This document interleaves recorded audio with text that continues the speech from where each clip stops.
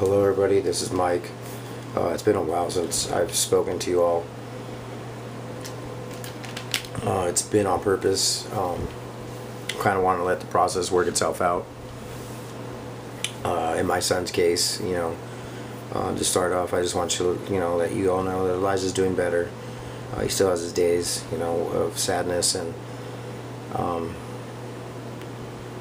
it's still sad to see. But I do get to smile every once in a while. I do get that grin from ear to ear. That moment of the moment I used to see a lot more often before the bullying happened. The reason I'm making this video is because I just wanted to address a few points. First and foremost is that we have people that work in the schools who are knowledgeable about the bullying situation, and this is this is a countrywide thing. This is all over the country. This is happening, where people know that kids are being bullied and do nothing about it. It's basically unaddressed bullying. That's what it is. It's unaddressed bullying. That's what it is. It's unaddressed by the principal. In my son's case, it's Mrs. Montgomery at Jordan Elementary. It's Mrs. Howe at the Superintendent of Lowell Joint School District, and it's the Whittier Police Department. They all of them have done nothing to investigate my son's case, and they all know. They all have information that my son and I have given them. I mean, the principal told me herself she was going to do a full investigation. She never did. Miss Montgomery never gave me any paperwork. There was never anything. I mean, it's been months now, even by subpoena from my son's lawyer, Mrs. Putnam Graywall. She's never received anything in writing from the school, from the district. Nothing of an investigation. Excuse me. So Miss Montgomery lied when she said she was going to do a full investigation. I remember in April when I went to the board meeting this year, 2014, I went and I spoke to the board about the bullying, and before the meeting was over, as soon as I was done speaking, Mrs. Howell read a letter in her, and with her signature on it, stating that they did a full that the school and the school district did a full investigation. So she knowingly wrote that letter, put that letter into the minutes of the board meeting in April, knowingly doing this. Well, she knew this was a lie. She knew nothing had been done. And then she gave it to the media, to Gina Silva from Fox 11 News, and in the letter it said that they did a full investigation. So not only did she lie in the board meeting and present it in the minutes, she lied to me, she lied to the media and the public, but most of all, she lied to my son. So for me right now, I'm a little bit irritated that these people even have a job. They have policies that they're supposed to follow. I know every year that my son has been at Jordan Elementary, and I've had two sons, and every year, and my older son also went to Jordan, I've had to sign the handbook from Jordan Elementary stating that I've read what the policies will be. Well, in the policies, it says that there should be a full investigation. It says that, they should have told me that, I have a right to an incident report. I've done none of that. They didn't follow their own policies.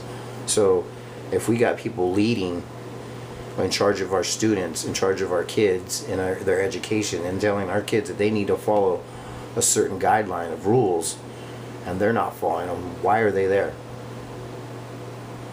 Another thing that bothered me too is that when I went to the police station, Lieutenant Ruiz of the Whittier Police Department just blew us off. Like it was, what are you doing? Like, kind of just like it was a joke to him.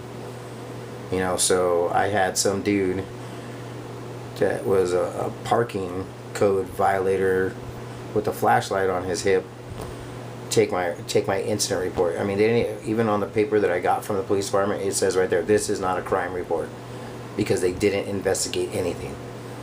That's why. They never investigated. So the principal, Miss Montgomery, never investigated. The superintendent, Mrs. Howell, never investigated. And the police department never investigated.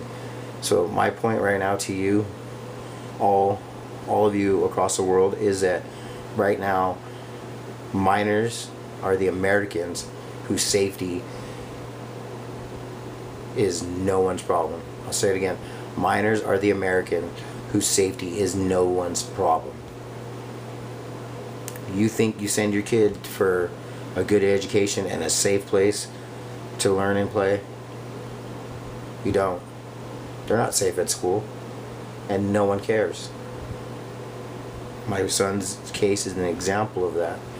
You know, since this started, the district sent us to their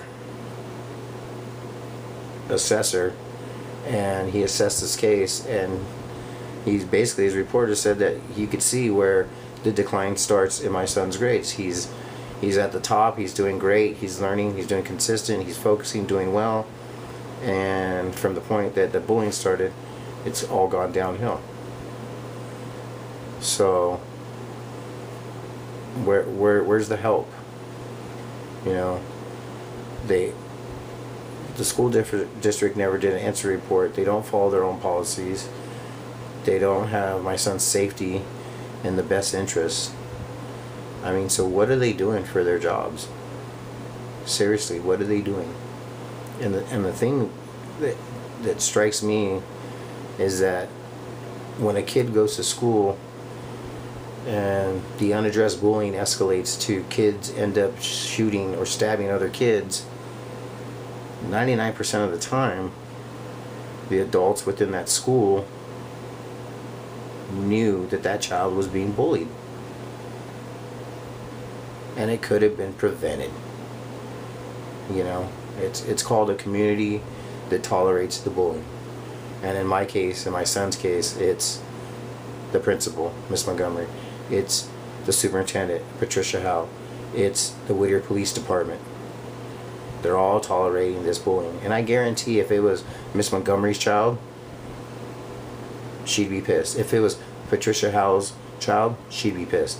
If it was Lieutenant Ruiz's child, he'd be pissed. He'd want a police report. All these people would want something done for their child. But when it's my son, it's a joke. You know, it's sad. You know, just like in Riverside County, you got Joseph Hall, a 10-year-old boy who was basically beaten every day of his life. He was born and addicted to, I believe it was methamphetamine. His mom, you know, did drugs the whole time he was in the womb. He comes out, and his dad's a neo-Nazi leader out there in Riverside County. Child Services knew that he was beaten on a regular basis. He didn't go to school for, I believe, 6 months to a year. And yet, nothing was done. He stayed in the house with his father. I mean, Child Services even took him from his mom and gave him to his father. You know, and then this kid was so screwed up in his head and had so many mental issues because of how he was raised that it affected him. And then his stepmother played on that and told him to shoot his father. And now that he killed his father, now he's left alone, right? They want to throw him in jail or prison for the rest of his life and throw the key away. How do we help? How is that helping a kid?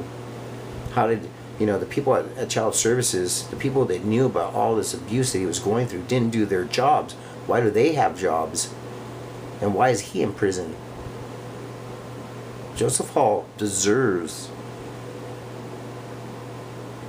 to be in a facility where they're going to help him understand so that one day he may be a productive person in society. But nobody. I mean, that's the problem. These people, you know, these kids get bullied and they go from being good students to not being able to focus because they're worried. They're so worried that something is going to happen because it has so many times before. In my son's case, 7 different kids have picked on him. 7. everywhere he went, he was worried that something would happen to him, even if nothing was going to happen to him. You know? When did these people do their jobs? When are they held accountable for their actions? If they know and they don't do anything to help the situation, why are they there? They shouldn't be there to collect a paycheck.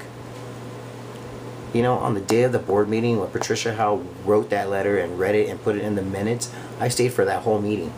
And before that meeting was over, she got a 5% raise, retroactive to the beginning of this year. For what? For lying in a letter? For not doing her job to protect the children that she supposedly works for? But she's got time to go out on St. Patrick's Day and go golfing for a tournament? So what's more important here to these people? Themselves and the paychecks that they collect and the benefits that they get? Or the safety of the children who they're supposed to protect? You know, I applaud Orange County for coming up with I believe it's Rancho Santa Margarita. I apologize if that's the wrong city, but they're passing a bill so that it's a law that hey, if you get in trouble for being a bully, you're going to pay for it. The mayor in Carson, you know, he did his thing where he tried to pass a law. It got voted down, but hey, he needs to keep his ground with that, and he needs to vote it. These people need to get their head out of their asses and make sure that that law passes too. Because you know what? If you start charging these kids that are 5 and 6 years old who are bullies, you know they're not going to pay the fine. It's going to get their parents off their ass and make them do something. You know, these kids need help. These kids that are being bullied need help because it destroys them mentally. And then when they act out, everybody wants to just lock them up and throw away the key. Like I said, this bullying that goes unaddressed will escalate to kids, where kids end up shooting other kids, end up stabbing other kids, because these people didn't do anything to help them. You know, the police need to take it seriously. Mrs. Montgomery and Mrs. Howe need to resign. They didn't do their job. They haven't done their jobs. They shouldn't collect a paycheck. They shouldn't reap the rewards of benefits, of medical benefits. They shouldn't. Of a 401k plan? No. If you're not going to do your job, you shouldn't be there. You should step aside and let someone who really cares about the students, about the kids within the whole district. Because when we got someone with the arrogance of Mrs. Howe like this running the district with a I'll do what I want attitude, where's this going to get us?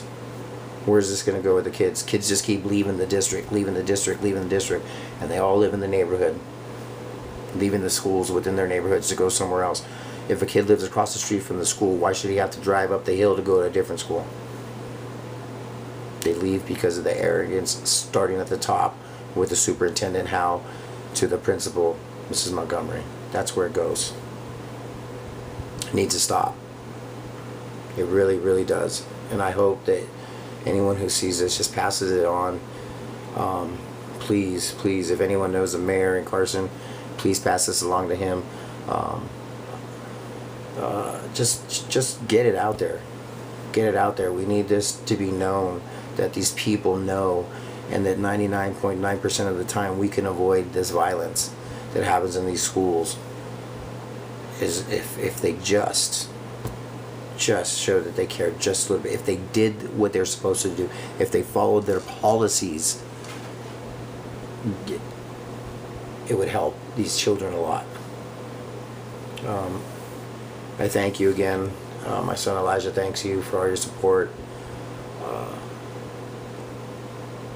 Thank you, everybody. I will talk to you soon.